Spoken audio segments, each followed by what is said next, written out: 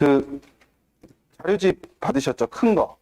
예, 큰 거 거기에 제가 앞에 설명을 두 개를 해가지고 쪽수를 어쩌다 보니까 외우게 됐는데 27쪽 정도에 보시면 그 27쪽으로 그냥 예를 들어서 그냥 27쪽 맞나요? 거기? 한정윤 선생님 나와 있는 거? 네, 거기 보면 거기는 수학만 있는 거고요. 수학만 있는 게 아니라 국어랑 영어도 있어요. 거기 보면 문항 분석표가 있죠. 그 문항 분석표가 있는데 거기서 제일 중요한 지점은 그 항목 끝에 있는 키워드라는 겁니다. 그러니까 거기에 그 문제가 뭐에 집중해서 출제된 문제인지 이런 것들이 나타나 있는 거기 때문에 사실상 이제 그거를 보시고 오답 분석을 할 때 이걸 많이 활용하시면 되게 좋습니다. 그러니까 어떤 부분을 갖고 공부를 해야 되는지 이런 거를 보실 수 있는 거니까 그게 이제 지금 27쪽은 수학만 있는 거고 그 앞에 국어도 있고 뒤에 영어도 있습니다. 그러니까 그 부분을 같이 보시면서 좀 보시면 좋을 것 같고 네, 그랬을 때 이제 같이 활용하실 때 좀 활용하시기 쉽게 하려고 저희가 만들어 놓은 게 59쪽에 가보시면 네, 중간에 숙제 광고 있는 거 바로 다음인데 59쪽에 보면은 이제 절취선이 있고 표가 있어요. 문항 분석지라고 되어 있죠. 그래서 그 문항 분석지에 보면은 그 문항 번호들을 거기다 쓰면 되는데 거기 이제 좀 특이하게 있는 게 틀린 문항, 맞힌 문항 두 개로 끝나지 않죠. 그러니까 뭐 틀린 문항에도 실수한 문항도 있고 그리고 거기 이제 저는 아주 생소한 단어인데 찍만 문항 이런 것도 있어요. 예, 찍만 문항 뭔지는 아세요?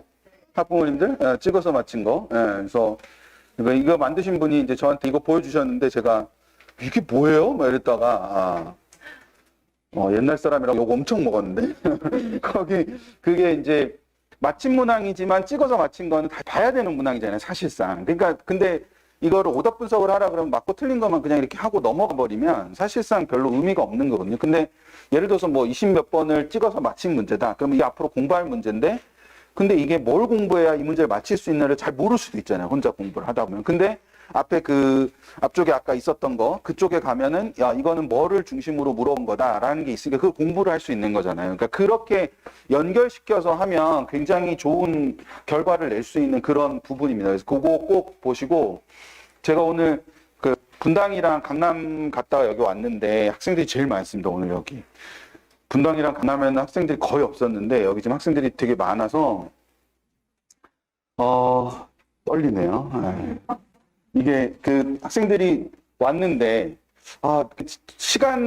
자기 시간 빼서 온 거잖아요. 와서 이제 들었는데 아이씨 뭐래 이러면 되게 슬프겠죠. 그래서 잘해야 된다는 생각이 되게 강하긴 한데 그 학생들한테 꼭 부탁하고 싶은 건 거기에 그 55쪽부터 그 앞에 나와 있는, 그러니까 이 모평 분석지를 이제 그분이 만드셨는데 그 55쪽부터 있는 그 내용도 꼭 읽어보고 이런 식으로 기출 분석을 해야 되겠구나. 그러면서 이제 거기 뭐 56쪽이나 이렇게 보면 QR 코드들이 있잖아요. 그러니까 거기 이제 QR 코드 찍어보면 원문 같은 걸 볼 수 있습니다. 원문 같은 걸 볼 수 있으니까 그렇게 해서 보시면 좀 더 좋지 않을까라는 생각이 듭니다. 그래서 자료집도 좀 꼼꼼하게 읽으시고,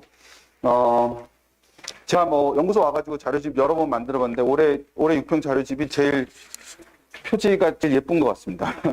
표지가 되게 예뻐가지고 처음에 그거 못 읽어가지고 이게 뭐지? 뭐 이러고 한참 봤는데 요즘 이제 이런 거 자음만 쓰는 게 유행이니까 그래서 이거를 자음으로 뭐야 막 이렇게 했는데 거기 가운데 적혀 있죠, 설명의 자료집이라고. 그래서 또 한 번 제가 옛날 사람인 걸로 그렇게 됐습니다. 그러니까 학생들도 그렇고 학부모님들도 그렇고 마지막으로 시작하기 전에 당부 하나만 더 드리면 6평이 끝이 아니에요. 6평이 끝이 아니고 앞으로 더 많이 남아 있습니다. 더 많이 남아 있기 때문에 오늘 설명회가 저는 개인적으로는 그러니까 좀 출발점이 되는 시간이었으면 좋겠어요. 출발점이 되는 시간이어서 이렇게 공부하면 되겠구나라는 그런 생각을 좀 하게 되는 계기가 되는 그런 설명이었으면 좋겠다는 바람을 갖고 제가 국어는 오는 도중이어서 못 들었고 수학은 뒤에서 이제 송태 씨 하시는 거 다 들었는데 되게 도움되는 말씀 많이 하시더라고요. 특히 중간에 오답률 나왔던 거는 굉장히 의미 있는 분석이었다는 생각이 듭니다. 그래서 그런 부분들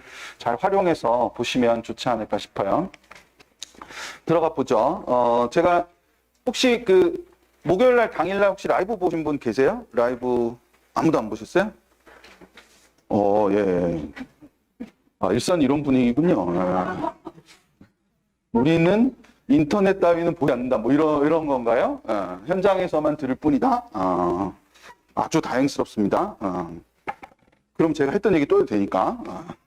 근데 그때랑 조금 성적이 조금 바뀌었어요. 그때 했던 거랑 성적이 좀 바뀌어서 149가 아니었거든요. 국어 최고점이. 예, 근데 점수가 조금 올랐습니다. 제 기억에 아마 148로 수업을 했던 것 같은, 그러니까 강의를 했던 것 같은데 149 정도 돼 보이고, 여기 보면 이 점수는 표준 점수예요.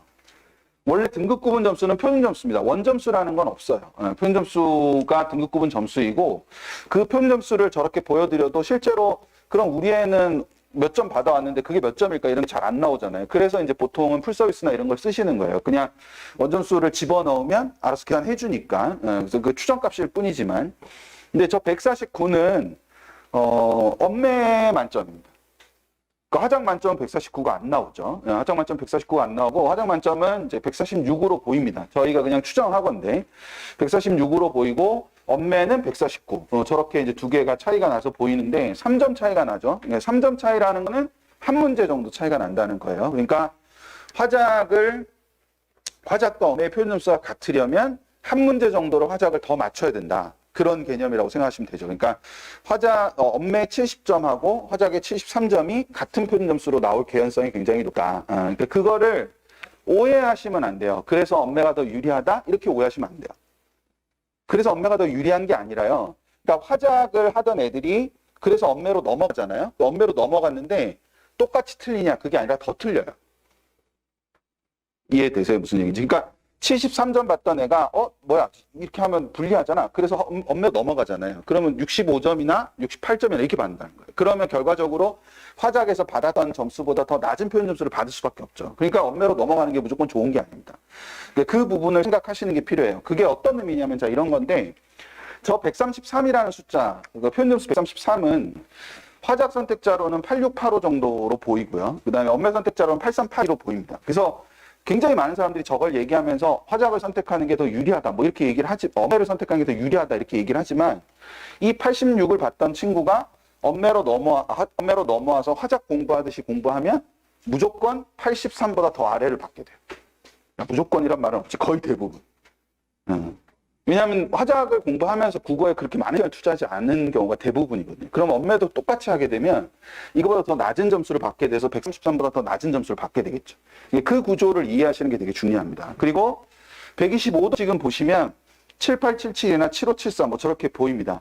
제가 이거를 일일이 다 원점수로 안 보여드리는 건 보실 수 있기 때문에, 보실 수 있는 곳이 되게 많습니다. 그렇기 때문에 여기서 어떤 의미를 갖고 있는지만 이해하시면 되는 거라서 이렇게 보여드리는 건데, 이렇게 봤을 때 지금 보시면 근데 공통적으로 생각하셔야 되는 게 있어요. 특징이 있어요. 위의 점수랑 아래 점수를 비교를 해보세요. 그러니까 예를 들면 여기에 75, 74 그러면 원점수상으로는 얘가 더 좋은 거잖아요. 근데 표준 점수는 똑같이 125를 받는다는 의미예요. 이 의미가. 그럼 왜 이런 현상이 발생하는가를 생각해 보면, 낮은 점수의 공통과목 점수가, 그러니까 총합의 점수가 낮은 점수의 공통과목 점수가 높은 점수보다 공통과목 점수가 더 좋아요. 무슨 말인지 이해되시나요? 예, 그러니까 75는 공통과목이 59고 74는 공통과목이 61이잖아요. 그러니까 공통과목 점수가 높으면 조금 더 틀려도 사실상 같은 표준 점수가 되는 거죠. 뭔지 이해되시죠? 그러니까 지금 이거는 이렇게밖에 표현이 안 돼 있지만 이론상으로 원점수 구간이 4점 정도가 잡혀요. 한 개의 표준 점수에 나올 수 있는 원점수가 4개 정도가 잡힌다고. 그러니까 이 4개 정도의 차이는 이 맨 위에 있는 제일 좋은 점수는 선택 과목을 더 잘 본 거고, 맨 아래에 있는 이 제일 적은 점수는 공통 과목을 잘 본 거예요. 예를 들면 70점이다. 그러면 어떤 친구는 공통을 70점 받고 선택을 빵점을 받을 수도 있잖아요. 현실적으로는 존재하지 않아요. 현실적으로는 존재하지 않지만 이론상은 존재할 수 있잖아요. 그럼 그 친구는 74점 받은 친구와 같은 표점이 나온다니까요. 그러니까 그런 식으로 나오기 때문에 공통 과목의 완성도가 굉장히 중요하다는 생각을 하셔야 됩니다. 그러니까 화작과 엄매가 문제인 게 아니라 공통 과목의 완성도가 문제인 거예요. 선생님, 화작이 불리하니까 엄매로 갈게요. 일단 공통 만점 받고 오라고. 그러지 않으면 옮겨가는 것 자체가 의미가 없는 거예요. 이게 국어만 이런 현상이 발생하는 게 아니라 수학도 보시면 똑같이 87, 86, 82, 81, 뭐 80 이렇게 돼 있는데 8281도 보면 6467이고 8786도 6568이잖아요. 그러니까 밑에 쪽에 있는 친구들이 공통에서 한 문제를 더 맞힌 거죠. 물론 선택에서 한 문제를 더 틀렸겠죠. 그러니까 그런 구조가 돼 있고 126에 해당하는 점수도 보면 7877, 7372 이런 식으로 돼 있지만 밑에 있는 점수는 그런 구조를 가질 수밖에 없다는 거죠. 그래서 공통 과목의 완성도를 높이는 게 굉장히 중요한 겁니다. 또 하나 단적인 예를 들어드리면 저 153이라는 점수는 미적 점수가 아니죠. 그쵸? 여기 분명히 기하 점수라고 적혀 있잖아요. 그러니까 저희 추정이 틀릴 수도 있어요. 저희 추정이 틀릴 수도 있는데 분명한 건 뭐냐면 그러면 기하를 하는 게 제일 유리하지 않습니까? 그쵸? 아니 저렇게 따지면 기하를 하는 게 제일 유리하잖아요. 근데 저희 표본에 저 153점을 받은 기하 선택자는 한 명도 없어요. 그러니까 이 산출의 근거가 된 저희 표본의 기하 최고점은 원점수 92점이고 표현 점수 145예요. 그러니까 미적 만점 맞는 것보다 낫잖아요, 점수가. 그러니까 기하를 선택하는 게 무조건 좋은 게 아니라고요. 그러니까 거기서 점수를 높게 받는 게 필요한 것이지 어떤 선택 과목을 선택하는 게 핵심적인 부분이 아니다. 따라서 제일 중요한 건 공통 과목의 중요도가 제일 높다라는. 그러니까 공통 과목을 어떻게 하느냐가 되게 중요한 요소라는 걸 꼭 생각하셨으면 좋겠다. 그래서 그 부분을 잘 생각해 두실 필요가 있습니다. 오늘 세 개 설명했는데 세 개가 다 분위기가 다르네요. 분당은 제가 정말 오랜만에 오프 설명회를 해서 일산도 오프만 오랜만에 하는 거죠. 근데 그래서 너무 설레갖고 막 정신없이 했고 강남은 제가 처음 시작이었는데 먹혔어요. 그 앉아 계신 분들한테 기가 빨려가지고. 그러니까 기싸움에서 졌죠, 제가. 그래가지고 거의 뭐 절절 매다가 왔고 여기는 왔는데 학생들이 많아가지고 제가 진지하게 열심히 잘해야지 막 이러고 하다 보니까 엄청 딱딱하네요. 이런 분위기 되면 안 되는데 얘들아 원래 내 좀 잘해. 근데 오늘 너네가 있어 잘 못하는 거야. 이렇게 된다는 걸 생각하시는 게 되게 중요한 겁니다. 기본적으로. 그래서 공통과목 완성도를 높이려고 하는 거. 그러니까 화작과 엄매에서 제가 이렇게 계속 강조를 하게 되는데 화작과 엄매를 지금도 고민할 수도 있고 특히 혹시 여기 2학년들이 계시면 어떤 걸 선택해야 될까 고민하시는데 정작 중요한 거는 공통 과목에서 어떻게 점수를 더 많이 받느냐라는 거예요.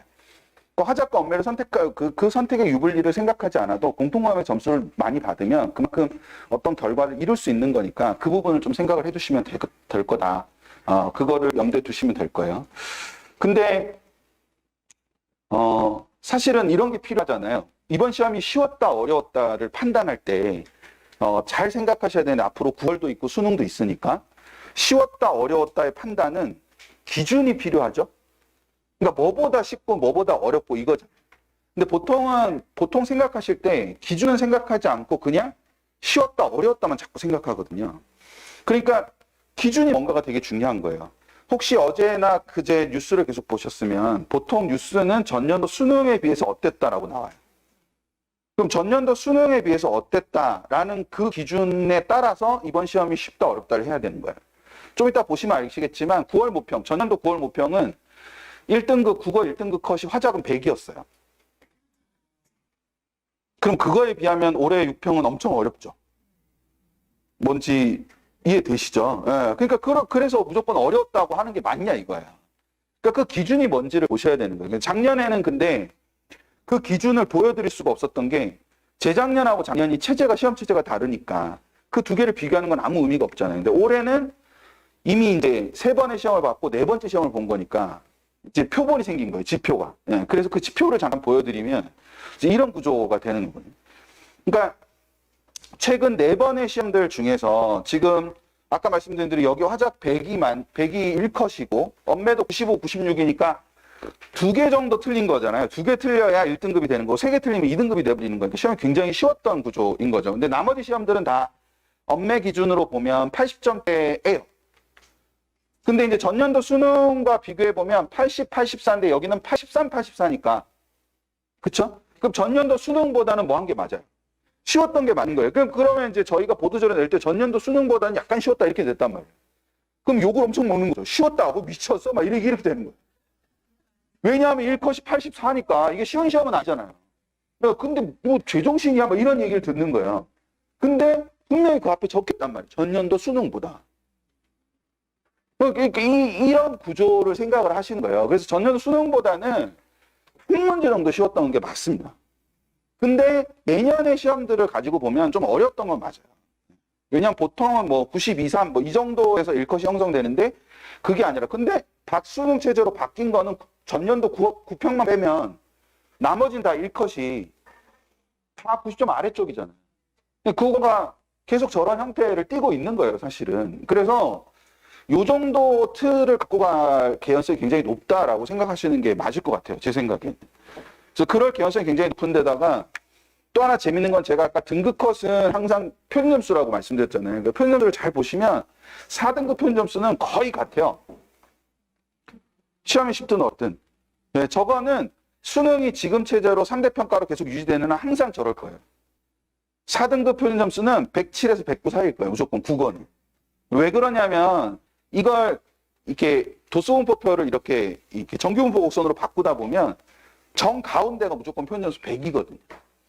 그러니까 4등급 구분 점수는 무조건 100보다 조금 많고 5등급 표준 점수는 무조건 두 자리예요. 그래서 90 얼마 이렇게 나오는 구조가 되거든요. 근데 대신에 이 위는 조금씩 차이가 있을 수 있어요. 그건 이제 맨 앞에가 몇 점이냐에 따라 다른 거니까. 그게 이제 표준 점수 최고점이라는 건데 좀 전에 아까 보셨던 뭐 수학은 153, 뭐 국어는 149 그런 게 이제 표준 점수 최고점인데 그런 구조를 갖는 거예요. 수학도 지금 보시면 수학도 지금 밑에 여기 이제 올해 6평만 빼고 4등급은 거의 이제 비슷하게 106, 108, 111 뭐 저렇게 나와 있죠. 그러니까 저 정도 선이 되는 구조를 갖는 겁니다. 근데 수학은 조금 더 재밌는 게 작년에는 3번 다 확통은 92였어요. 보이세요? 네, 미적은 88이었어요. 그러니까 올해는 지금 82, 81 뭐 이렇게 나와 있고 그다음에 88 확통이 88 이렇게 나와 있는데 수학은 가나형이 존재할 때도 9288이었거든요. 9288. 그러니까 왜냐하면 점수 자체가 4점짜리가 어려우니까 4점 이렇게 틀니까 수학에서 되게 발견하기 힘든 점수가 98점이거든요. 상상되세요? 98? 네. 98보다 더한 놈, 제가 되게 싫어하는 놈, 95. 네. 그러니까 저처럼 등급컷 낸 입장에서 정말 화나는 친구가 95분이에요. 95. 98은 뭐 실수를 한 번 했을 수도 있죠. 몇 명 안 되니까. 근데 95가 꼭 있어요. 해마다. 그러니까 저도 서류상으로만 보고 실물은 본 적 없는. 그러니까 도수분포표 상에만 존재하는 95가 있단 말이에요. 95 진짜 특이하지 않아요? 4점짜리 다 맞고 2점짜리 하나, 3점짜리 하나 틀려야 95잖아요. 근데 98은 아까도 말씀드렸듯이 인간적으로 그럴 수 있다고요. 하나 마킹 잘못해가지고. 근데 95는 희한한 놈들이죠. 네. 그러니까 그렇기 때문에 수학이라는 거는 96, 92, 88 이렇게 뚝뚝뚝 떨어지는 거예요. 80 이렇게 뭐 84 여기까지 딱 가는 거고 84 밑으로부터는 이제 막 4점짜리, 3점짜리 막 섞어서 틀리기 때문에 그때부터는 달라지긴 하지만 그래서 보면 지금 잘 보시면 그냥 딱 92컷이 딱 되는 거고 88컷이 딱 되는 거고 그냥 딱 생각하면 미적은 1등급이 필요하다. 그럼 1등급을 받아야 된다. 그러면 2문제 아니면 3문제가 끝일 거고 확통은 2문제가 끝일 거예요. 근데 확통하고 미적도 지금 잘 비교해 보시면 딱 한 문제 차이거든요. 저게 4점 차이 난다고 막 그렇게 생각하시면 안 돼요. 그러니까 제가 왜 95를 싫어하냐면 등급컷을 내야 되는데 95 5명 때문에 4%가 딱 넘어갈 수가 있거든요. 그래서 예를 들어서 92라고 딱 냈는데 예측을 했어요. 근데 95를 빼고 생각을 했는데 95가 5명이 나타나가지고 실제점 때 밀렸어. 그럼 갑자기 막 96이 되거나 88이 되거든요. 그러면 이제 저희는 그렇게 욕을 먹죠. 4점이나 틀려 뭐 이러고 욕을 먹고. 원래 한 문제 틀린 건데 4점이나 틀려 이러고 욕을 먹는 거예요. 그런 구조가 되는 거라서 이게 이제 저렇게 일관성을 띠고 있다라는 걸 생각을 해두시면 1등급 컷 자체는 아마도 이제 뭐 5번, 6번 계속 시험을 보겠지만, 확통은, 미적과 한 문제 정도 차이가 나는 게 지금 현재 상태이기 때문에, 그러면 기본적으로 한 2문제 정도는, 까지가 1등급일 개연성이 굉장히 높다. 뭐 이런 부분을 생각을 해두시면 될 거예요. 선택 과목 간의 유불리를 제가 병적으로 싫어해요. 솔직히 말씀드리면. 그 말 하는 걸 진짜 싫어하거든요. 선택 과목별 유불리라는 말 자체를. 근데 이제 실제로 현장에서 쓰이는 용어는 사실은 선택 과목 유불리가 있다는 거니까. 근데 제가 아까 말씀드린 것처럼 그 유불리라는 개념으로 설명될 수 있는 건 아닌데, 그 유불리라는 판단하는 근거가 두 가지가 있어요. 하나는 확통을 만점 받고 미적을 만점 받는데 두 점수가 다르다. 그래서 미적이 점수가 더 낮다. 그러면 확통이 더 낮다. 그럼 확통이 불리하다라고 보통 인식하는 게 하나. 두 번째는 1등급 내에 특정 선택 과목의 선택자가 압도적으로 많다. 그러면 좀 불리하다. 이렇게 생각할 수 있을 거 아니에요. 근데 이 두 개 중에 1등급 안에 특정 선택 과목의 비율은 공개가 절대 안 되는 거예요. 평가원이 밝혀주기 전까지는 절대 나올 수가 없는 건데 평가원이 그런 걸 밝히지 않거든요. 근데 선택 과목 만점에 따른 표준 점수는 우리가 수소문하면 알 수 있는 거잖아요. 제가 전국에 제가 아는 고등학교들에 다 전화해서 거기 미적 만점자 있어요? 그리고 미적 만점자 몇 점이에요? 이렇게 물어보면 되잖아요. 기하 만점자 몇 점이에요? 이렇게 물어보면 되잖아요. 그래서 평가원은 아마도 제 추측컨대 등급별 점유율보다는 등급별 점유율이라고 제가 표현하는 건 아까 그 선택 과목별에 따른 등급의 차이. 그 등급별 점유율보다는 표준점수 최고점에 신경을 쓰고 있을 개연성이 높아요. 무슨 말인지 이해되시죠? 그래서 그걸 맞추려고 할 가능성이 굉장히 높다고요. 그래서 보시면 이게 표준점수 최고점, 그러니까 만점, 각 영역의 선택 과목별로 만점을 받았을 때의 표준점수가 얼마냐라는 걸 보는 거예요. 그래서 여기서처럼 전년도 9월은 전체적으로 국어 수학이 모두 표준점수 최고점이 낮죠. 다른 해보다 좀 낮잖아요. 다른 시험보다. 그게 중요한 게 아니라 얘네 둘의 차이, 얘네 둘의 차이, 얘네 둘의 차이, 얘네 둘의 차이가 중요한 거예요. 무슨 말인지 이해되시죠? 네, 그래서 여기 보면 5점. 그럼 5점이면 두 문제 차이가 나는 거고. 그러면 저기서는 유불리 생긴다라고 우리가 얘기해도 별말 못할 수 있다는 거예요. 네, 근데 여기로 갔더니 3점, 여기로 갔더니 2점, 여기로 갔더니 3점이잖아요. 그러니까 저렇게 한 문제 정도 차이가 나는 건 사실상 굉장히 잘 맞힌 거다라고 할 수 있는 거예요. 왜냐하면 국어에 관심이 많고 국어를 좋아하는 친구들이 엄매를 선택하고 국어를 싫어하는 친구들이 화작을 선택할 개연성이 좀 더 높거든요. 네. 국어 공부하기 싫어하는 친구들이 화작을 하고, 왜냐면 화작의 공부가 좀 덜 해도 되니까.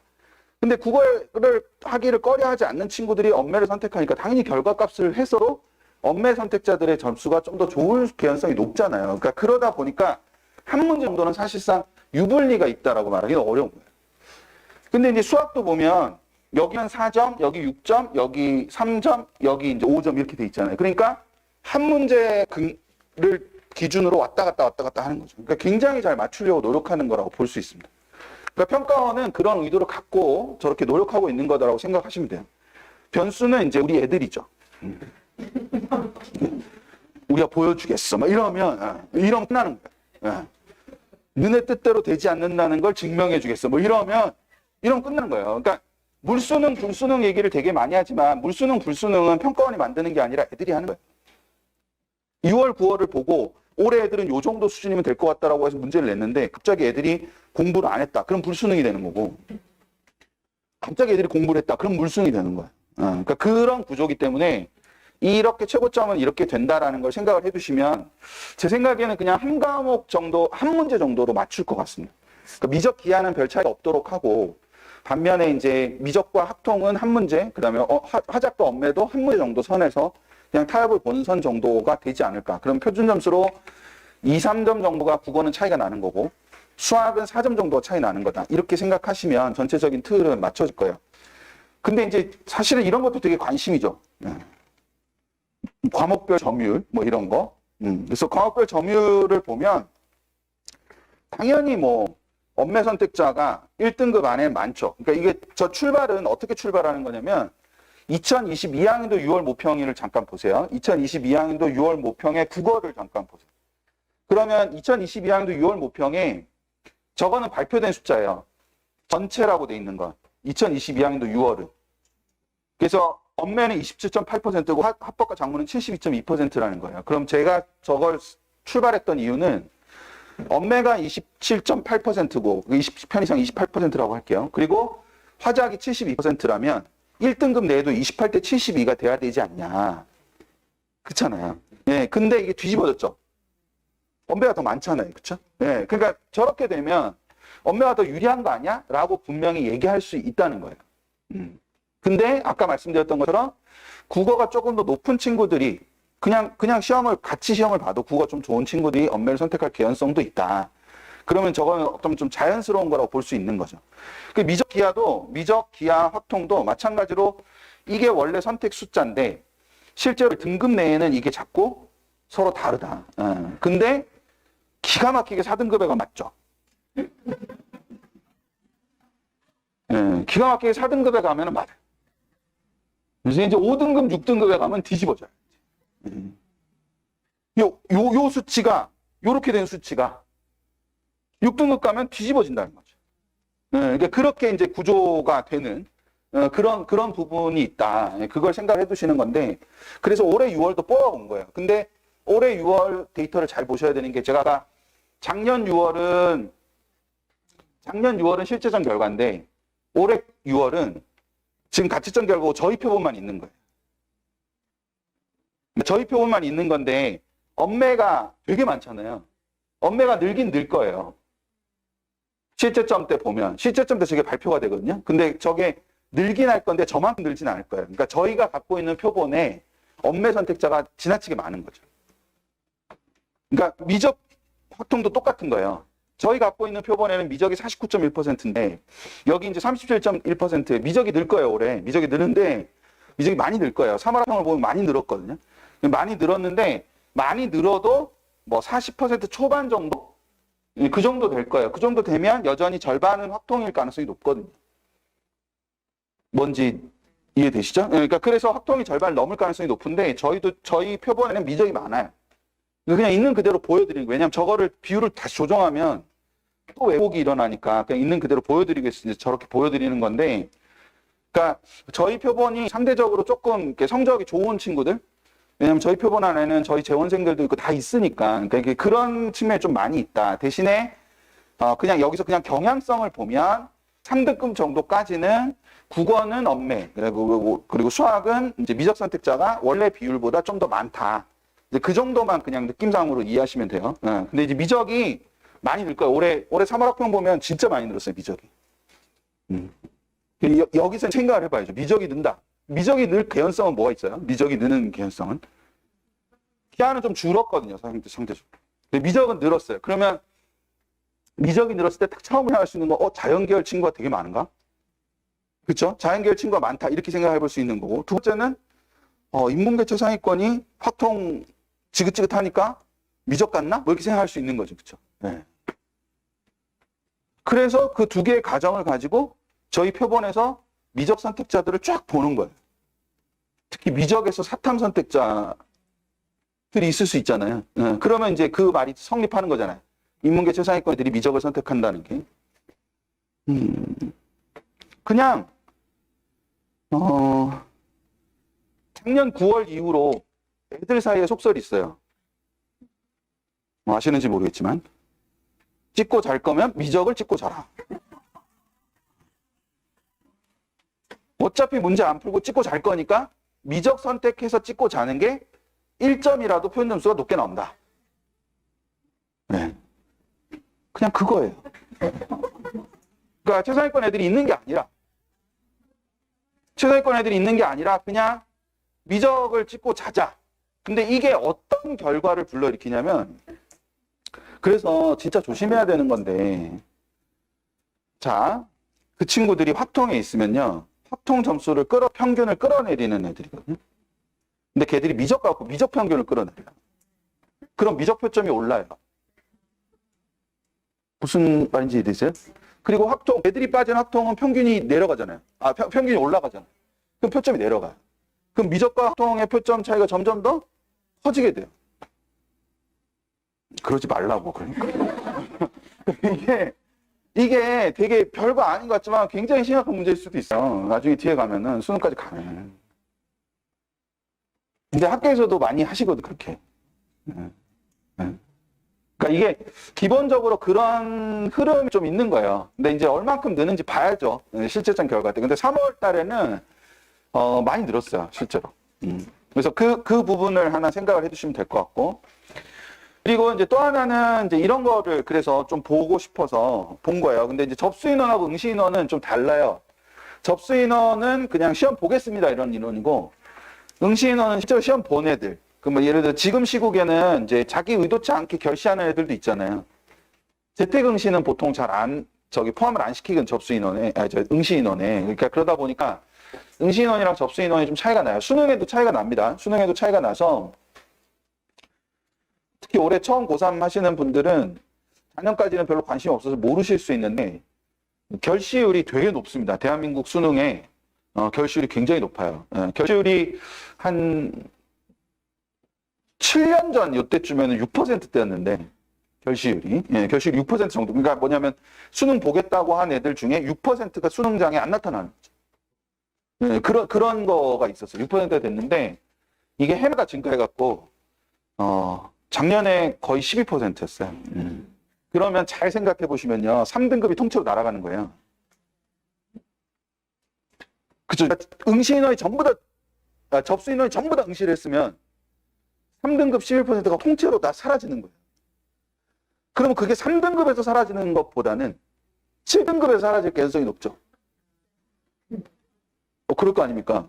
3등급과 7등급 비율이 같으니까. 그러면 3등급에서 사라지는 게 아니라 7등급에 사라지면 누군가는 7등급을 해야 되잖아요. 그쵸? 그럼 8, 9가 7을 하는 게 아니고, 그쵸? 6이 내려가서 7을 하는 거예요.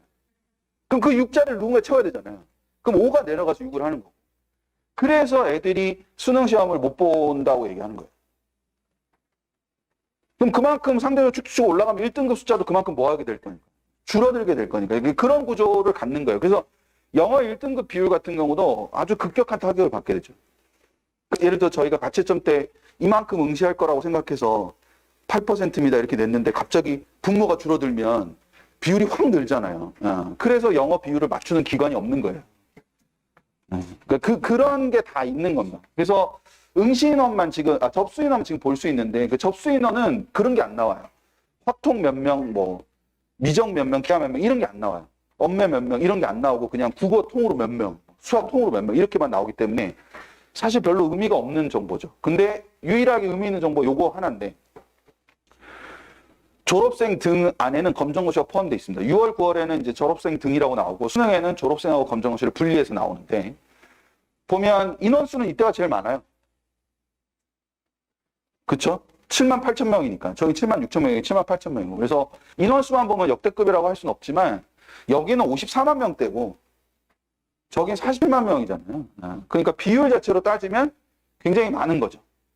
그래서 재학생들이 우리는 수능으로 가면 무조건 깨질 거니까 정시로 가야지, 수시로 가야지. 이렇게 재수 이렇게 달면 수능을 잘하게 됩니까? 그러니까 정말 이해하기 어려운 논리예요. 그 논리가. 그럼 제가 지금 수능 보면 한 살 먹으면서 수능을 점점 잘 보게 된다면 이게 되게 이상한 논리 아니에요? 그럼 또 애들이 그러죠. 선생님, 재수생 중에는 8, 9등급은 없지 않나요? 자, 고3 때 8, 9등급을 계속 받았다. 그럼 재수합니까? 안 합니다. 그러니까 재수생 중에 8, 9등급이 없죠. 이게 조금만 생각해보면 되게 이상한 논리라는 걸 알 수 있어요. 이게 마치 뭐랑 비슷한 것 같으냐면 저는 다 그렇진 않겠지만 학통을 선택하는 친구들 중에 대부분이 굉장히 많은 친구들이 대부분이라고 말하기 좀 그렇구나. 많은 친구들이 수학은 우리의 영역이 아니야 이렇게 생각하거든요. 그래서 수학을 안 하고 그래도 공부는 안 할 수 없으니까 사탐을 열심히 해요. 그래서 사탐이 지금 그 모양이 된 거예요. 만점자가 막 1% 이상 나오고. 문제를 잘못 내서 그런 게 아니에요. 애들이 모든 공부 시간을 사탐에 쏟고 있는 거예요. 그러니까 수학을 못해서 점수가 안 나오는 게 아니라 안 하는 것도 되게 커요. 제가 보기에. 근데 그게 재학생과 재수생 관계에도 그대로 적용된다. 재학생들도 수능은 우리의 몫이 아니야. 형들이 고생했는데 형들이 가야지. 이런 이상한 박애 정신이 나오면서 그게 그런 구조가 아닌 거야. 안 하니까 안 되는 거죠. 그러니까 그 부분을 좀 생각을 해서 재생이 많다고 해서 재학생 무조건 불리하다 그렇게 생각 안 하셨으면 좋겠어요. 진짜로. 그러니까 그 부분을 생각을 하시고 그리고 속상하지 않아요? 뭐 대학에서 놀다가 와가지고 막 점수 받고 막 이러는 거 보면. 근데 그 친구들은 재학생 때 열심히 했을 수도 있지. 그러니까 고3 친구들이 되게 그런 게 태어나서 제일 공부 많이 하는 거. 태어나서 공부 제일 많이 하는 거예요. 누구나 고3 때 태어나서 공부 제일 많이 해요. 그러니까 점수가 나와야 된다고 생각하는데 점수가 나오는 친구들은 1, 2학년 때도 많이 했을걸? 그걸 생각해야죠. 그러니까 그 부분에서 지금보다 더 많이 하려고 만약에 욕심이 있다면 더 많이 하려고 애를 쓰는 게 되게 중요하다. 그리고 이제 인원 통계에서 제가 하나 꼭 보고 싶은 게 있어서 열심히 봤던 것 중에 하나가 이건데 이게 사과탐 비율이에요. 사과탐 비율. 사과탐 비율인데 과탐이 늘고 사탐이 줄죠. 저것만 보면 이제 아까 미적이 느는 게 이해가 되는 거예요. 한편으로는. 근데 문제는 이제 미적이 늘어난 인원이 과탐에서 늘어난 인원보다 더 많다는 데 문제가 있는 거지. 근데 이게 이제 보다 보면 되게 재밌는 현상을 발견할 수 있는데 하나는 어떤 거냐면 이런 거예요. 얘랑 얘를 합치면 얘보다 적어요.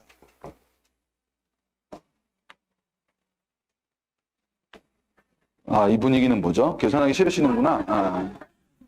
머리로 계산하시려니까 그렇죠. 애들도 수학을 그렇게 하니까 안 되는 거예요. 제가 계산 실수하는 애들한테 맨날 하는 얘기 중에 하나가 너의 손이 너의 머리보다 느려서 그래 이렇게 얘기하고. 그러니까 머리보다 손이 느리다고요. 그러니까 연습해 버릇하지 않으니까 머리로는 그러니까 이게 되게 쉽게 설명드리면 마이너스 2가 넘어가면 플러스 2가 되잖아요. 그러니까 머릿속에서는 마이너스 2가 넘어가면서 플러스 2가 된 거예요. 근데 손에 쓸 때는 플러스 2가 넘어가는 거예요. 뭔지 아시겠어요? 왜? 그렇게 해서 플러스 2가 넘어갔으니까 마이너스 2가 되는 거 아니에요. 그래 계산해서 나오는 답이 꼭 선지에 있어요. 그러고 아이는 와서 계산 실수라고 하죠. 그게 머리의 속도를 손이 못 따라가서 그래요. 그 오해하시면 안 돼요. 머리가 빨라서가 아니에요. 손이 느려서 그런 거예요. 손이 느려서 연습을 안 해서 그런 거예요. 자, 얘와 얘를 합치면 얘보다 무조건 적게 돼 있어요. 두 가지 이유 때문인데 하나는 얘와 얘를 합쳐야 한국사랑 비슷해지기 때문에 직탐까지. 그리고 또 하나는 한국사는 필수로 무조건 봐야 하지만 탐구는 필수가 아니기 때문에 안 보는 애들도 많기 때문에. 근데 2022학년도는 이상하죠. 사탐, 과탐을 합치면 한국사보다 많아요. 그렇지 않나요? 네. 2023학년도도 사탐, 과탐을 합치면 한국사보다 많아요.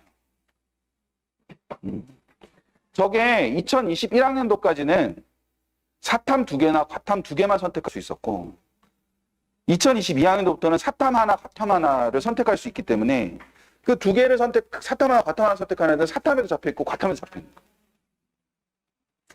뭔지 아시겠죠? 그러니까 저도 이제 이런 거 보는 사람이에요.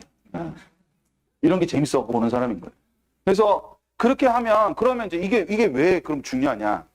예를 들어 확통에 사탐 2개를 하던 애가 사탐이 좀 불안정한 데다가 표점도 과탐보다 낮으니까 사탐 하나, 과탐 하나를 해가지고 대학에 갈 때 좀 더 유리하지 않을까라고 생각하는 최상위권이 있다면 더더군다나 그 친구가 서울대를 간다면 서울대는 단순 표점을 반영하기 때문에 그게 굉장히 큰 영향을 미칠 수도 있거든요. 그래서 저 성적 그러니까 저 구조를 갖고 있는 게 얼마냐는 게 되게 중요할 수 있는 거예요. 그래서 그거를 제가 나름대로 기준을 가지고 계산을 해보니 2022학년도에는 9,000명대 정도가 됐었는데 저걸로만 보면 2023학년도에는 4,000명 정도가 된다. 6,000명 정도가 느는 그런 구조가 되는 거죠. 그래서 이 친구들의 수학이 미적이면 상관이 없는데 학통이면 그건 좀 어떤 문제가 생길 수도 있는 개연성이 존재하는 거예요. 그러면 이제 저는 표본을 볼 때 다시 또 사탐, 과탐 선택하고 학통 선택한 애들의 성적이 어떤지를 보겠죠. 그래서 최상위권이 있는지 없는지를 보겠죠. 없어요. 그냥 하는 거예요, 그냥. 그냥 하는 거예요, 그냥. 그러니까, 있긴 있죠. 근데 그게 뭐 2명이다 이러면 사실은 의미는 없는 거잖아요. 그 2명은 대학은 잘 갈 수 있지만. 그리고 또 하나의 전제는 사과탐을 다 완전하게 잘 봐야 된다는 거죠. 그러니까 뭐 그런 거겠죠. 생윤, 지압. 뭐 이렇게 하는 거예요. 사문, 지압. 근데 사문도 잘하고 지압도 잘해야 돼. 그러니까 그런 애들이 별로 없기 때문에, 그러니까 그 부분이 이런 것도 하나 생각해 볼 만한 문제다라는 거, 이제 그거를 생각을 해주시면 되지 않을까 싶습니다. 이거 보시면, 육평하고 수능이 성적이 달라요. 저것도 이제 약간 이해를 하셔야 되는데, 예를 들면, 어떤 친구가 국수탐 100분위 합이 242다. 이거부터 막히는 분들도 계실 텐데, 국수탐 2과목이에요. 국수탐이면, 그럼 400만점 아닌가? 이렇게 생각하실 수 있는데, 탐구는 평균이에요, 평균. 항상 평균으로 보는 거예요. 그러니까 탐구 2과목에 100배의 평균으로 100으로 잡고, 국어 100, 수학 100, 이렇게 합치면 300인 거거든요. 그 300점 만점에 어떤 친구가 242점을 6월 달에 받았어요.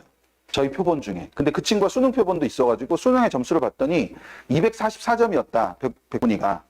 그러면 유지인 거예요. 그러니까 이 표의 기준은. 그러니까 242가 242여야 유지인 게 아니고 저 구간 안에 들어가면 유지인 거예요. 근데 만약에 246이 됐다. 그러면 상승인 거고. 239가 됐다. 그러면 하락인 거예요. 이제 저 표로 아시겠죠, 이제. 근데 보시면 유지되는 비율이 저 240에서 200, 인문, 그 학동 사탐 선택자 중에 240에서 245만 10%고 나머지 다 10%가 안 돼요. 그러니까 6평 성적이 수능 성적이랑 말이 안 되는 거예요. 이 표를 보시고 제가 가장 바라지 않는 반응은 저렇게 많이 떨어진대. 그러니까 또는 야 오를 수 있어. 이것도 마찬가지. 떨어진 데는 그 다음이 있어야 돼요. 그럼 안 떨어지기 위해서 뭘 해야 되지? 오른데 오르기 위해서 뭘 해야 되지가 있어야 되는 거예요. 그러니까 오른데 떨어진 데는 의미가 없는 거예요. 그런 거 할 거면 보여드리지 않죠. 그러니까 여기에 들어가기 위해서 뭘 해야 될 거냐? 그럼 뭘 해야 될 거냐? 틀린 거를 해야지. 그래서 6평을 분석을 하는 거예요. 그 6평을 분석하는 게 거창한 의미로는 평가원의 경향이라 뭐 이런 걸 본다. 좋죠. 근데 애들이 어떻게 알아요? 평가원의 경향을. 그거 알 정도면 점수 잘 받겠지. 그게 아니라 내가 틀린 게 있는데 그 틀린 거에 구멍을 메우기만 해도 점수는 오를 거 아니에요. 그러면 저기서 저 구간에 상승을 하는 거 아니에요. 그럼 내가 뭘 공부해야 되는지 알기 위해서 저걸 하는 거예요. 그러니까 6평 성적이 수능 성적이 아니기 때문에 6평을 활용하는 것이 굉장히 중요하고 그 활용의 가장 첫 출발이 6평을 분석을 하는 거단 말이죠. 그래서 그 개념으로 접근을 하시는 게 되게 중요하고 그래서 6평은 여러 가지 측면에서 쓸모가 많은데 6평에서의 쓸모를 얘기할 수 있는 건 총 3가지가 있다. 첫 번째는 학습적인 측면이 있을 거고 두 번째는 시험 운용적인 측면이 있을 거고 세 번째는 입시적인 측면이 있을 거고 이렇게 3가지 측면, 특히 재학생이 제일 취약한 게 여기예요. 그러니까 이게 전혀 없기 때문에 전혀 없는 상태에서 시험을 보기 때문에 여러 가지 문제들을 낳게 될 수밖에 없는 구조가 있는 거예요. 그리고 사실 모의고사는 6월 모평이 있고 3월, 4월에도 시험을 봤잖아요. 근데 3월, 4월은 학평이라 그러고 저희가 설명회도 안 하잖아요. 뭐 3월 설명회는 하지만 4월에는 설명을 안 한단 말이에요. 근데 6월을 굳이 하는 건 6월 설명회가 입시적인 측면에서도 어떤 의미를 갖기 때문에 하는 거고 사실은 3월, 4월 학평 같은 경우는 그냥 시험 운영적 측면이나 학습적 측면이 훨씬 더 중요한 부분이 강할 거예요. 예를 들면 3월, 4월 학평은 해설지를 받았어요, 애들이. 시험 끝나는 시간에 해설지를 받아서 와요. 뭐 어머님들 중에서는 못 보신 분들도 많이 계시겠지만 해설지를 받아와요. 근데 6월 모평은 해설지가 없어요. 6월 모평은 궁극적으로 공부시키기 위한 시험이 아니라 평가하기 위한 시험이기 때문에 해설지를 주지 않아요. 이게 엄청난 차이거든요. 그래서 성적표도 다른 거예요. 3, 4월 학평은 이렇게 큰 성적표가 나오고 그 안에 정보가 굉장히 많은데 6월 모평 성적표 나중에 3주 있다가 받아보시면 깜짝 놀라실 거예요. 그거 반밖에 안 되고 그 중에 성적이 나와 있는 건 그거의 5분의 1밖에 안 돼요. 나머지는 다 이해할 수 없는 이상한 글자들만 막 적혀 있어요. 그러니까 이거는 오로지 평가를 위한 시험이에요. 그렇기 때문에 이게 의미가 있는 거예요. 근데 3월, 4월 학평은 그게 아니라 학습에 초점이 맞춰져 있기 때문에 여러 정보들을 주는 거거든요. 그래서 예를 들면 이제 뭐 아시는 분들도 계시겠지만 그 학부모님들한테만 제가 이제 하나 부탁드리면 그 네이버에 밴드라는 어플 있잖아요. 그 밴드라는 어플에 이투스라고 검색을 하시면 학부모 밴드가 하나 나와요. 그 학부모 밴드에 이제 그런 해설지나 이런 것도 다 올려드려요. 저희도 만들거든요. 저희 그 출판에서 만들기 때문에. 보통 아이들이 EBS 해설지나 이런 거 다운받아서 볼 텐데, 뭐, EBS보다 우리가 좋다 이런 게 아니라 해설이 좀 다를 수 있어요. 그리고 자기한테 맞는 풀이법이 있을 수도 있고. 그래서 두 개를 같이 보시는 것도 되게 좋아요. 제가 생각할 때는. 그래서 그것도 좀 들어가서 보시면 좋을 거예요. 그러니까 지금 거기에 이제 이수경 원장님이라고 계신데, 이수 원장님께서 이제 492화를 어저께 쓰셨는데, 490, 이렇게 몇 화 이렇게 쓰시는데, 492화에 보면, 6평을 보고 난 다음에 해야 되는 일들하고, 그 다음에 거기에서 해설지랑 같이 첨부를 해놨거든요. 그걸 좀 다운받아서 보시는 것도 되게 좋지 않을까 싶습니다. 자, 근데 학습적 측면으로 보면 우리가 지난 학습의 성과를 분석하거나 앞으로의 학습에 초점을 맞추는 게 되게 중요한 대목이다라는 점, 그걸 하나 생각해 두시면 될 것 같고, 시험 운용적인 측면에서는, 그러니까 저게 왜 문제가 되냐면, 고3들은 어떤 의미에서는 시험이라는 걸 경험해 보지 않았으니까 그냥 별 생각 없이 시험을 보러 가거든요. 근데 시험에 가면 내가 상상치 못하던 일들이 생기는 거예요. 그러면 당황을 하게 되고, 그러면 결과적으로 뭐 시험을 제대로 잘 못 보게 되는 그런 측면이 되는 거죠. 그래서 제일 중요한 건 시험 과정을 복기하는 게 제일 중요합니다. 그러니까 내가 목요일날 시험을 어떻게 봤느냐, 쭉 복기를 하고, 그게 어떤 역할을 하냐면, 자, 이런 겁니다. 실력이 이만큼 있어요. 실력이 이만큼 있어도 점수가 요렇게 안 되죠. 그래서 모든 애들은 시험을 잘 못 보는 거거든요. 그러니까 내가 실력은 이만큼 되는데 점수로는 요만큼밖에 안 되니까 내 실력보다 못 봤으니까 못 봤다고 할 거예요. 근데 이건 모든 아이들이 공통적으로 갖고 있는 거예요. 근데 어떤 친구는 요만큼의 실력에서 요만큼 점수를 만들어내는 친구가 있고, 요만큼의 실력에서 요만큼의 점수만 만들어내는 친구도 있단 말이에요. 그럼 이 두 사이에 간극이 존재하잖아요. 그 간극을 좁힐 수 있는 방법 중에 하나가 저런 걸 고민하는 거예요. 시험을 어떻게 보겠다 이런 걸 고민하는 게 저 상황에서 해야 될 일이란 말이에요. 그래서 실력과 점수를 이렇게 가깝게 맞추는 거예요. 그러니까 제가 알고 있는 게 이만큼이어도 설명을 하면서 이걸 다 못 쏟아내죠. 아, 다 쏟아내는 것 같으세요? 그래도 아는 게 조금 더 있어요. 저 오늘 얘기하는 것보다. 근데 이거를 그럼 제가 이제 생각을 해보는 거예요. 어젯밤에 자기 전에 내일 일산에 가면 이런 얘기를 할 건데 그럼 이렇게 얘기하면 웃겠지? 뭐 이런 걸 하는 거예요. 근데 이제 안 웃으시니까 제가 이제 못 하는 거죠. 그런 거예요. 그러니까 제가 혼자 생각할 때는 웃었어요. 근데 오늘 현실로는 안 웃는 거예요. 그러면 제가 생각을 하는 거죠. 아, 안 웃으면 뭘로 가야지? 이렇게 생각을 해놓는 거예요. 다 생각하고 왔어요. 근데 이제 예상치 못하게 안 웃으시니까 제가 지금 당황해가지고 막 이렇게 하고 있는 거지. 그러니까 그런 거를 해놓으면 아는 거를 아는 것만큼 그대로 뭐 할 수 있는 거예요. 전달할 수 있는 거예요. 그러니까 시험도 똑같이 그렇게 된다는 거죠.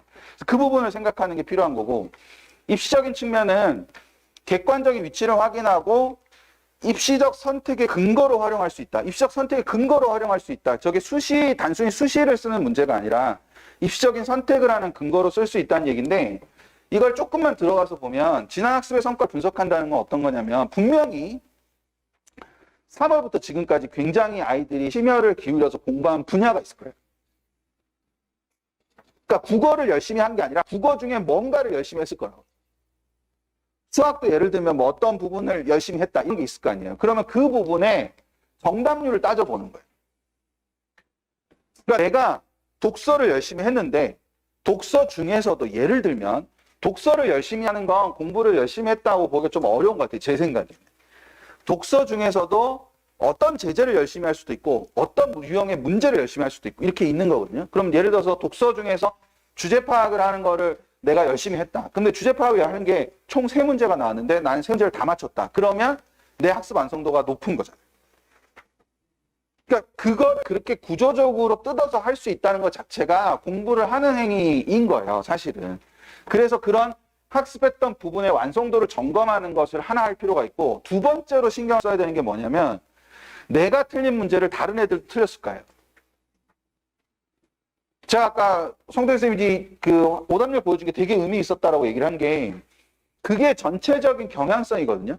그래서 예를 들면 저희 그 풀서비스에 들어오시면 여기에 영역별 오답률 베스트 문항이라고 해서 있는데 저거를 클릭하시면 이런 표가 열려요. 그리고 여기 보면 이제 오답률이 이렇게 쭉 나와. 근데 저 오답률이 낮은 문제인데 내가 틀렸다. 그럼 일단 저거부터 빨리 해결해야 돼. 오답률 높은 거를 틀리는 게 해결하는 게 의미가 있는 게 아니라 오답률이 낮은데 틀린 거를 해결하는 게 무엇보다도 중요한 겁니다. 그래서 그 부분으로 나가서 생각을 하기 위해서 다른 친구들하고 어떤 흐름이 있는지 그거를 생각하는 게 되게 중요한 거다. 그래서 그거 하나 하고 생각을 해둘 필요가 있고, 그 다음 또 하나 6월 모의평가를 학습적으로 활용한다는 거는 그 앞으로 학습 방향을 설정하기 위해서 평가원의 출처 경향이나 의도나 이런 걸 파악하는 게 되게 중요하다는 의미예요. 그래서 듣고 있는 수업이나 학교 선생님이나 뭐 한테 저런 걸 여쭤보는 것도 되게 좋은 방법이에요, 애들이. 이 표현의 특징이 뭐가 있습니까? 뭐 이런 것들을 좀 보는 거. 그래서 문항을 분석하면서 뭐 그럴 수 있는 거죠. 내가 본 기출문제에서 이거는 별로 어렵지 않게 나왔는데 이 파트는 이번엔 어렵게 나왔어. 그러면 이 파트가 어렵게 나올 수도 있구나. 뭐 이렇게 해서 새로운 경향을 볼 수 있게 되는 거고, 뭐 이런 구조를 생각해 보는 건데, 저거는 선생님들의 도움을 많이 받으면 받을수록 좋아요. 뭐 가장 손쉽게 접근할 수 있는 방법은 인강들에 보면 문제풀이가 있어요. 6편 같은 경우는 해설 강의가 있거든요. 그 해설 강의를 듣다 보면 어떻게 푸는지에만 집중하지 말고 분명히 그 선생님이 얘기를 하면서 이거는 전년도까지 나오지 않았던 유형인데 나왔어요. 뭐 이런 얘기를 한다거나, 아니면 이거는 되게 평가원스럽지 않아요. 뭐 이런 얘기를 할 거란 말이에요. 그럼 저건 평가원스럽지 않다는 거네. 그러면 이 문제는 틀려도 괜찮다는 거네. 뭐 이런 생각을 할 수도 있는 거고. 물론 틀려도 괜찮은 문제는 없지만. 그러니까 그런 것들을 그런 해설 강의를 통해서 충분히 도움을 받을 수 있으니까 도움을 받고, 또 하나 생각하는 건 강점과 약점 영역을 찾아내는 거예요. 자, 근데 아까 제가 시험이 쉬웠다, 어려웠다를 얘기할 때 반드시 기준이 필요하다고 말씀드렸잖아요. 그러면 이것도 똑같은데, 야, 너는 취약 과목이 뭐야? 그랬는데 애가, 선생님, 저는 국어인 것 같아요. 그렇게 얘기했어요. 자, 그러면 뭘 기준으로 국어가 취약하다는 거죠? 나의 다른 영역의 성적? 그 의미가 없어요. 나의 다른 영역과 경쟁해서 대학에 가지 않잖아요. 그러니까 어디서 취약한 게 나와야 되냐면 나랑 성적이 같은 애들 사이에서 내가 국어가 약하다가 나와야 돼. 그래야 그 성적대를 넘는 거 아니에요? 그렇잖아요. 그러니까 이게 어떻게 접근해야 되냐라는 생각을 하셔야 된다고. 내 성적대 애들은 다 국어를 못할 수도 있어요. 그럼 국어가 취약한 게 아니에요. 뭔지 아시겠죠? 네, 그래서 예를 들어서 저희 풀서비스에 오면 이런 게 있는데, 저게 뭐냐면 아까 말씀드린 것처럼 어떤 애가 국수탐을 합쳐서 국수탐 총합이 240이다. 그럼 240이면 평균 80이죠. 근데 국어 80, 수학 80, 탐구 80인 애는 거의 없잖아요. 어떤 애는 75, 85, 80일 수도 있고. 그럴 수 있는 거 아닙니까? 85, 85, 70일 수도 있잖아요. 그러니까 이게 다 다르단 말이에요. 그러면 저희가 240점인 애들을 다 놓고 국어 평균이 어떻고 수학 평균이 어떻고 탐구 평균이 어떻다는 걸 낼 수 있을 거 아닙니까? 근데 너 점수는 그 평균에 비해서 몇 점이 부족해. 몇 점이 높아. 그럼 그게 취약 과목이 되는 거죠. 그 점수대를 넘어가는 필요한 거죠. 그러니까 그 측면에서 저런 거를 보시는 게 되게 중요한 거다. 그러면 이 친구는 동점자에 비해서 수학이 많이 떨어지고 국어랑 탐구는 좀 우수한 편에 속한다는 거죠. 근데 이 친구의 100분위가 국어가 제일 낮을 수도 있다니까요. 저 상황에서. 그래서 저거를 저렇게 나누어서 보는 게 되게 중요한 거고, 그러면 이제 앞으로 저 친구는 수학을 중심으로 뭔가를 준비해야 되겠다는 걸 생각할 수 있는 거잖아요.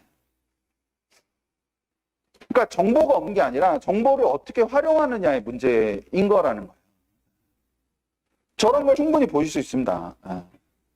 그리고 240점 맞은 애들이 국수탐이니까 영어는 모르잖아요. 그쵸? 근데 영어 2등급인데 그런 건 안 궁금하세요? 240점을 받는 애들의 영어는 대체로 몇 등급일까? 그런 게 있을 수도 있잖아요. 만약에 그 240점을 맞는 애들이 60%, 70% 정도가 2등급이다. 그럼 난 영어 약하지 않잖아요. 더 좋으면 좋겠지만, 모두 약한 건 아니잖아요. 근데 그 성적대 애들 중에 60%가 1등급이다. 근데 나는 영어 2등급이다. 그럼 영어 굉장히 뭐한 거야? 약한 거잖아요. 그러니까 그런 거를 얻어내야 되는 거죠. 그 여기 지금 보면 동점자의 영어 등급 분포 예상 분석 뭐 이런 게 있잖아요. 그러니까 국수탐 총합의 인원들 중에서 영어는 대체로 1등급 비율은 얼마, 2등급 비율은 얼마일 거다. 근데 너는 몇 등급이니까 약하다, 안 약하다, 뭐 이런 걸 볼 수 있는 거죠. 그래서 영어를 더 해서 나아가야 되는 뭐 이런 문제가 생길 수 있는 거니까 전체적인 구조로는 저렇게 되는 거다라는 걸 생각하실 필요가 있는 거예요. 그 부분을 좀 염두에 두시고 그러면 이제 공부를 할 때 목표를 내가 어떤 영역을 해야 되는 건 아는데 뭐 그런 게 궁금할 수도 있지 않나요? 내가 어떤 대학을 가고 싶은데 거기는 몇 개 틀려가지 뭐 이런 게 궁금할 수도 있잖아요. 그거를 모든 대학을 보여드릴 수는 없고 그래서 몇 가지를 좀 보면 예를 들어서 어디가 발표 자료에 70% 컷이 나와요. 근데 이게 되게 무의미한 게 예를 들어서 경희대 의대가 609.74라고 나와 있는데 609.74가 어떻게 나오는 점수인지를 모르잖아요. 그래서 이제 제가 만들어 봤어요. 609.74를. 물론 이제 여기는 이제 저희 표본에 경희대 간애가 있어가지고 저거를 찾았는데 얘는 609.50이에요. 609.50인데 609.50이지만 609.74보다 조금 낮기 때문에 사실상 이 친구는 이제 합격을 한 거란 말이에요. 그러면 이제 몇 개 틀린 거예요, 얘가.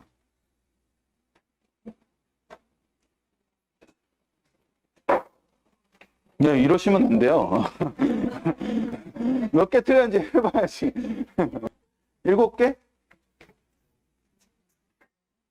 7개 맞아요?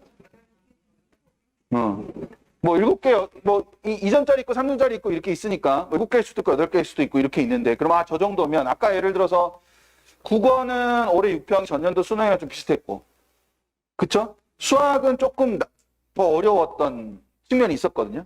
그러니까 저 정도 개수를 틀리면 근데 이제 탐구가 이제 화원 빼고는 조금 쉬웠기 때문에 탐구에서 약간 보정이 되는 게 있어서 아마 틀린 개수는 거의 비슷할 거예요.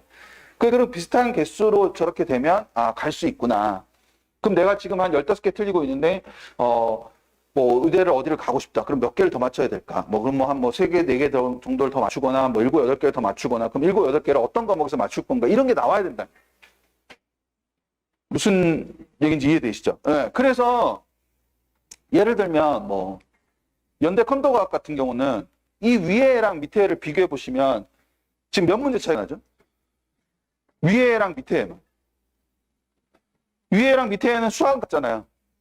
수학 같고, 국어에서 3개, 그 다음에 지원에서 2개, 이 정도 차이 나죠. 그러니까 5문제 차이가 나는 거예요. 그러니까 5문제 차이 때문에 연대를 가야 되는 거예요. 그러니까 경희대 의대랑 연대 컴퓨터 사이에 문제 수가 5문제밖에 차이가 안 나요. 근데 실제로는 연대가 있고, 경희대 의대가 있는데, 경희대 의대를 생각해보면, 경희대 의대가 전체 의대 중에서 절반 이상이기 때문에, 사실상. 그러면 경희대 의대 다음에 사실은 치대가 있을 것이고 약대도 일정 부분 있을 거잖아요. 그리고 어디를 가는 거예요? 연대 컴퓨터를 가는 거란 말이에요. 뭔지 되세요 지금? 그러니까 5문제 사이에 얘네가 다 있다는 거예요. 그러니까 한 문제가 엄청 뭐한 거예요? 중요한 거잖아요. 그 한 문제 한 문제가 진짜로 중요한 거가 되는 거예요. 근데 더 웃긴 건 뭐냐? 위에랑 밑에가 5문제 차이가 아니에요. 정말 중요한 게 하나 있잖아요. 영어가 2등급이잖아. 영어가 2등급이잖아요, 지금. 영어가 2등급이다 보니까 얘는 720.90이 나오는데 실제로 70% 컷은 720.85로 보이거든요. 뭔지 되세요, 지금? 네, 근데 얘가 영어 1등급이었다면 726.32가 나왔을 거예요. 그럼 어떤 문제가 생길 수 있냐면은 이 점수로 쓰면요. 연대가 간당간당 하니까 나군에서 질 수가 없는 상황인 거예요. 근데 이 점수로 쓰면은 연대가 안정이 나오니까 나군에서 의대를 질러볼 수 있을 거예요. 아니면 치대를 질러볼 수 있을 거예요. 어떤 건지 되세요? 실제로 얘는 89점, 얘와 얘의 차이가 얘는 91.1등급이고 얘는 89.2등급일 수도 있잖아요. 그러니까 그러면 영어가 되게 중요한 포인트라는 생각을 하셔야 됩니다. 이렇게 보여드리면 맨날 뭐 연고대만 보여주냐고 뭐 그러시니까. 건대 보면 예, 위에 비해서는 많이 틀리죠. 예. 많이 틀리는데 얘도 똑같은 거예요, 얘도. 얘가 지금 709.73이고 7%까지 709.99인데 영어도 마찬가지잖아요, 얘가. 물론 이제 연대가 영어 점수가 엄청 커요. 근데 건대는 그렇게 크지 않지만 그래도 709하고 711의 느낌이 굉장히 다르잖아요. 그러니까 점수 자체를 저런 구도를 갖고 볼 필요가 있는 거예요. 자기가 봤으니까 인문계도 한번 보면 연대 경영은 이제 저 정도 가는 거죠.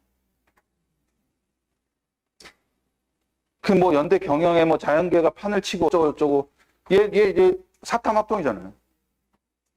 사탐합동인데 저렇게 가는 거죠. 그러니까 92점이었기 때문에 원점수가. 이렇게 가는 건데 뭐 예를 들어서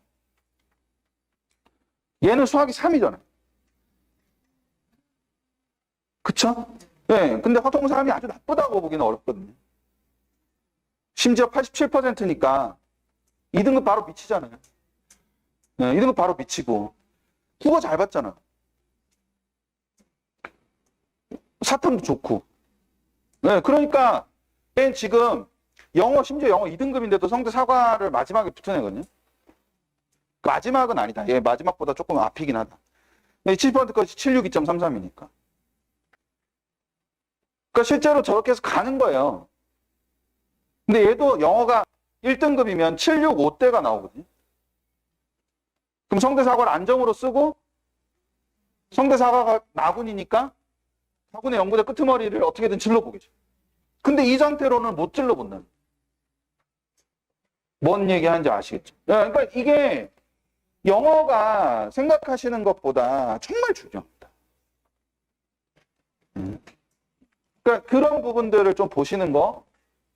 뭐 건대 경영 같은 경우도 얘가 수학은 더 좋죠.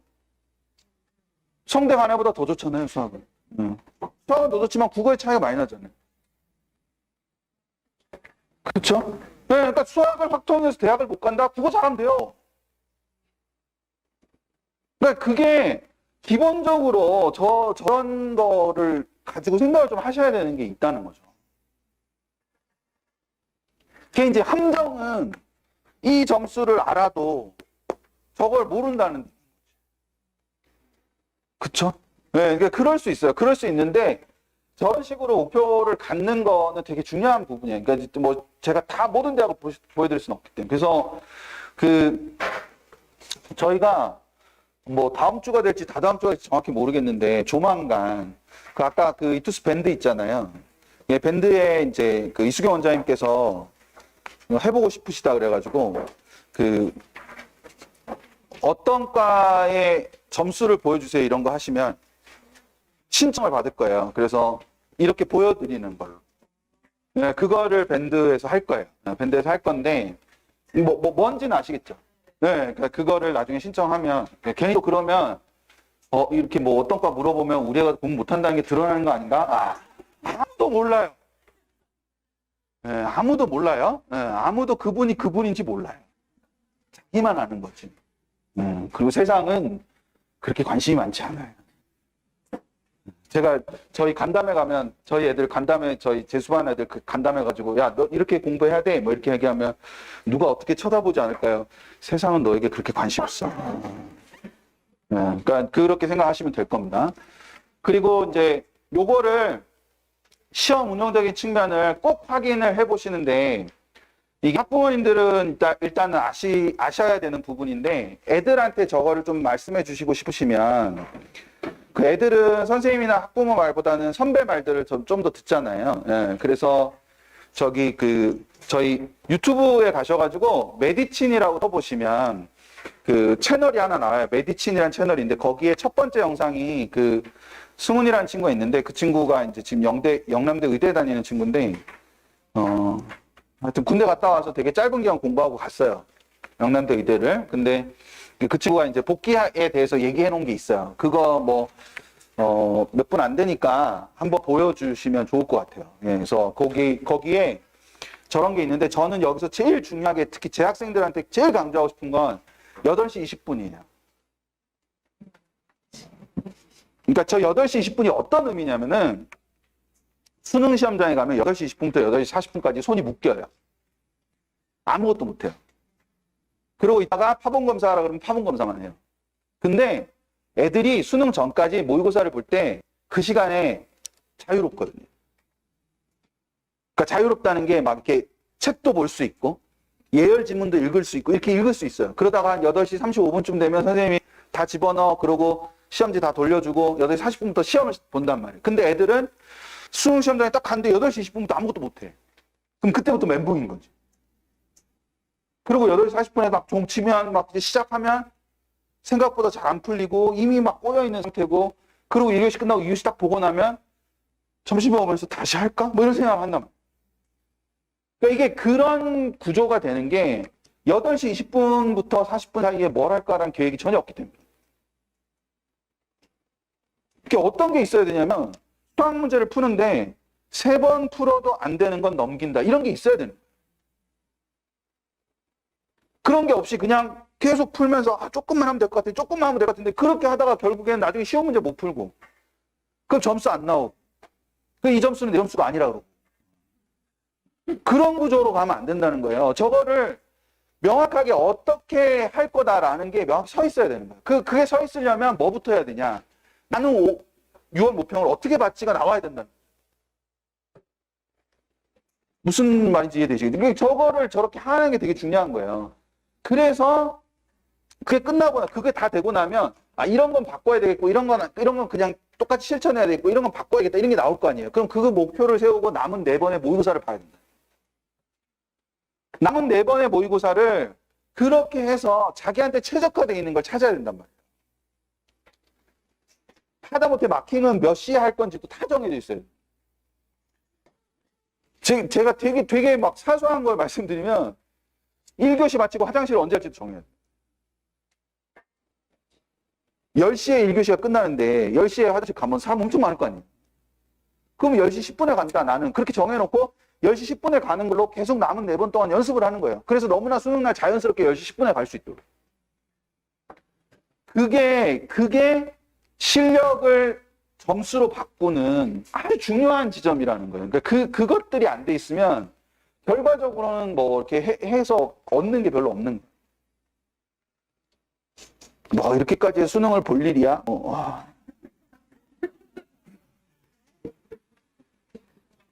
모든 애들이 그러진 않아도 됩니다. 근데 수능을 잘 봐야겠다고 생각하면 저렇게까지 하는 겁니다.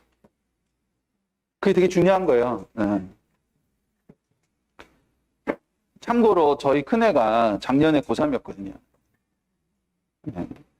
근데 이 친구가 영어를 되게 싫어하고 영어를 못했어요.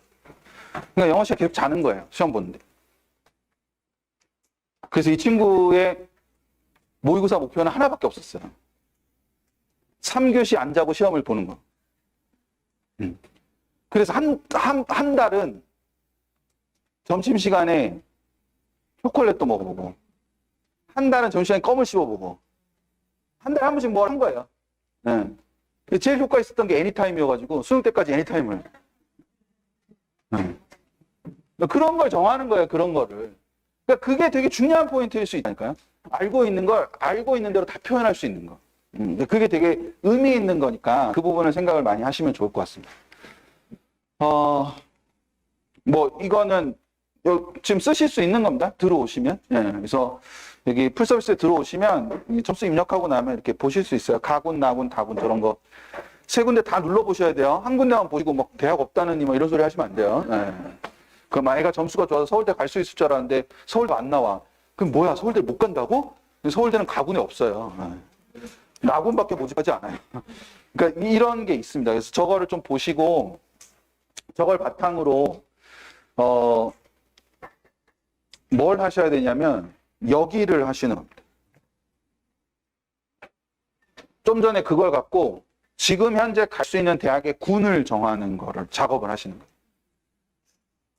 그래서 나중에 이제 며칠인지 까먹었다. 일산에 수시설명회를 할 때 제가 올 거예요. 7월 며칠인 것 같은데 그때 올 텐데 그때 더 자세히 말씀드리긴 하겠지만 수시는 어떻게 쓰는 거냐면 정시 지원 가는 군이라고 복수 형태의 대학이 있을 거예요. 그러니까 여러 대학들이 있으면 여기를 기준으로 위아래로 쓰는 거예요. 저기 위아래라고 적혀놨죠. 네, 위아래로 쓰는 거예요. 네, 그렇게 쓰는 겁니다. 오늘 수시설명 며칠이죠? 9일? 네, 9일. 네, 9일날.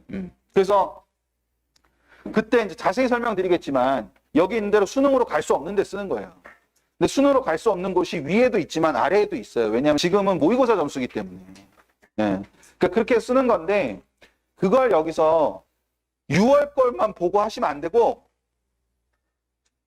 정말 부탁드릴게요. 6월 걸만 보고 하시면 안 되고 모의고사 추이를 볼 거예요. 모의고사 추이. 예, 그러니까 3월, 4월, 6월, 7월까지 다 보고 생각하시는 거예요. 보고. 7월까지 다 보고 난 다음에 그러면 제일 높은 데랑 제일 낮은 데가 있을 거 아니에요. 그럼 여기가 전체가 블럭이 되는 거예요. 그럼 이 블럭을 기준으로 이 블럭에서 한 장, 아래에서 한 장, 위에서 네 장, 뭐 이런 식으로 쓰는 거예요.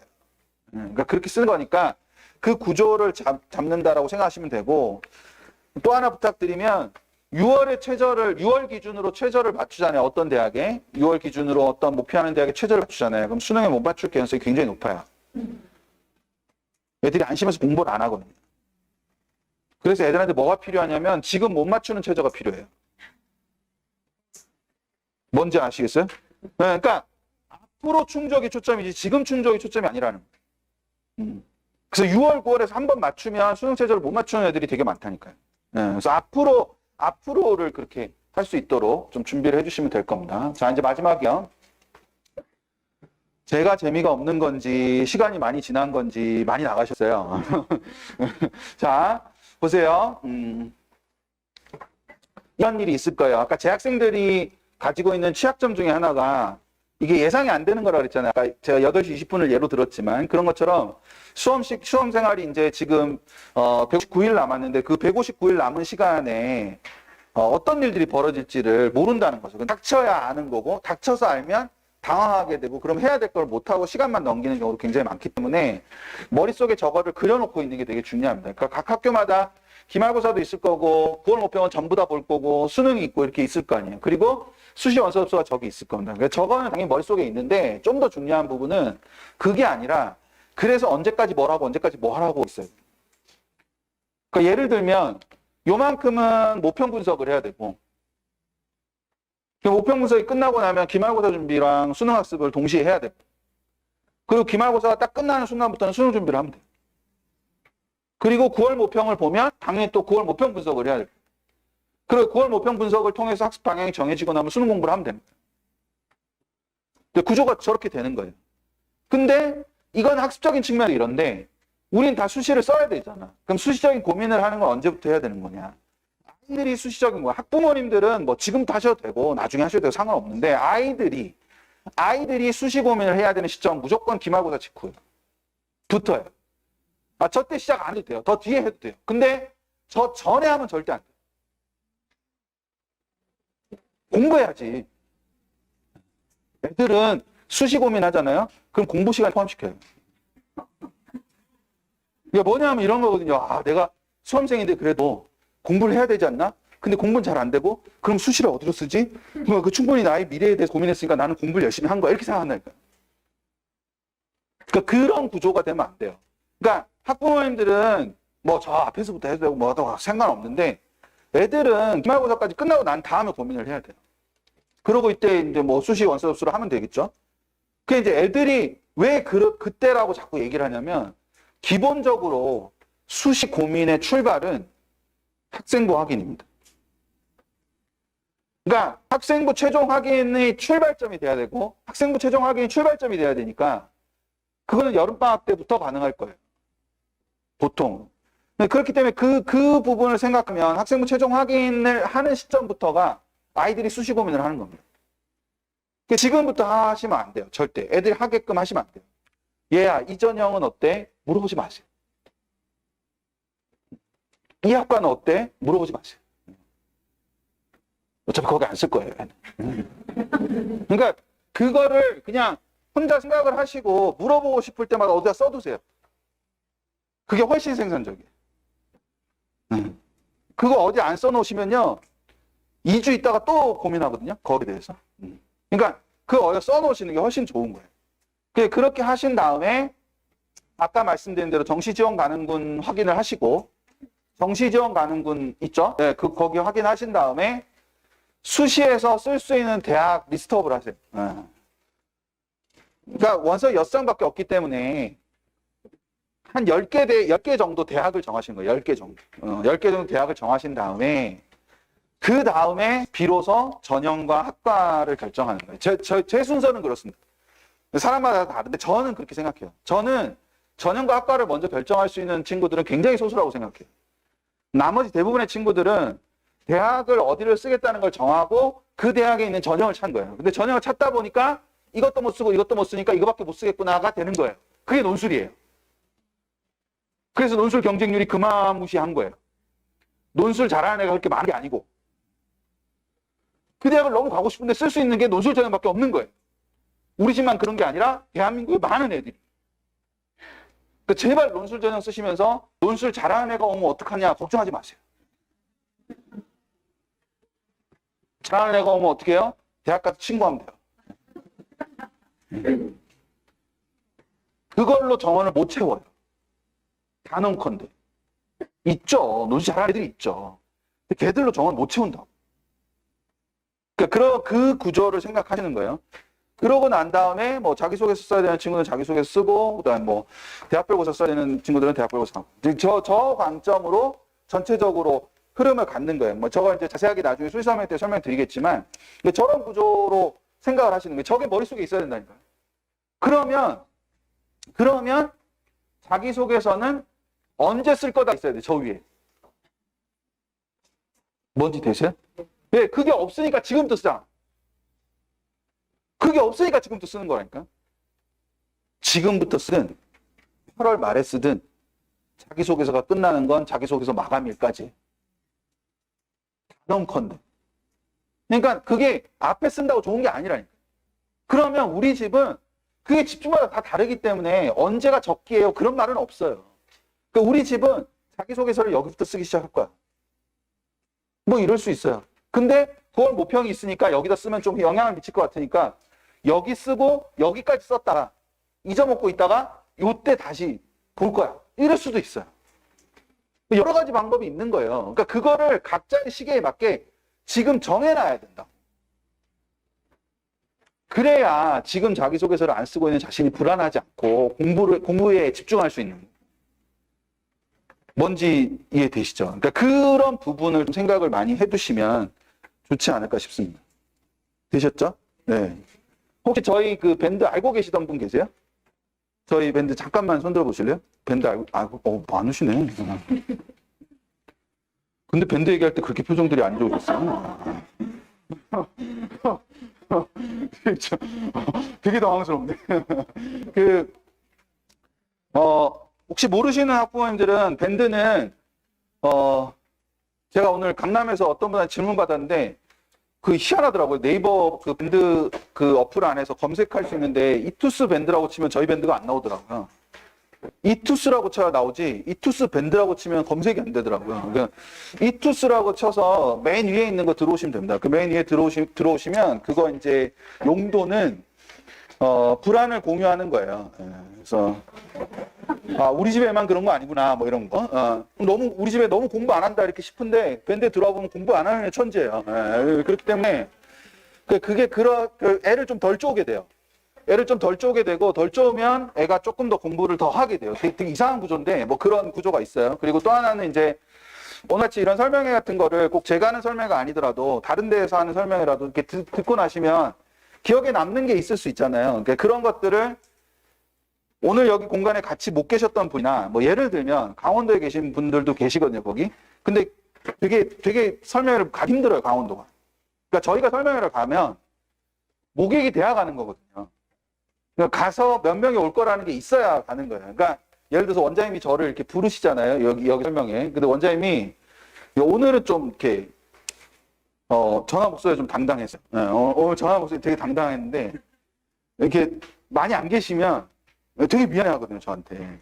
그러니까 그런 것처럼 이렇게 이제 저희도 어디 지역에 갈 때는 그렇게 인원이 좀 생긴다는 보장이 있어야 가는 거거든요. 그러면 강원도 이런 데는 되게 가기 힘들어요, 솔직히. 근데 거기 계신 분들도 아셔야 되는 것들이 있잖아요. 그러면 그런 것들이 이제 좀 서로 나누실 수 있는 거죠. 저는 그런 게 나눔이라고 생각해요. 꼭 뭐 돈으로 뭐 어떻게 하는 게 나눔이 아니라. 그래서 뭐 들으셨던 것들 중에서 막 되게 인상적이고 막 처음 알았던 거 이런 거는 딴 사람도 알았으면 좋겠다. 그런 거를 그냥 되게 뭐 길게 할 필요도 없고 그냥 되게 간단하게 그냥 이런 거 오늘 들었는데 되게 의미 있었던 것 같다. 다른 분도 혹시 같은 고민하시는 분들은 이렇게 들으셨으면 좋겠다. 이렇게 남기시면 그게 그렇게 남기게 되면 자기 걸로 기억하게 돼요. 되게 묘하거든요, 그게. 그러니까 설명회를 제가 누군가한테 누가 저한테 PT 달라고 하면 전 PT 잘 줘요.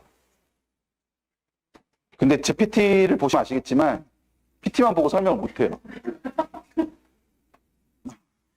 그래서 마음껏 줘요.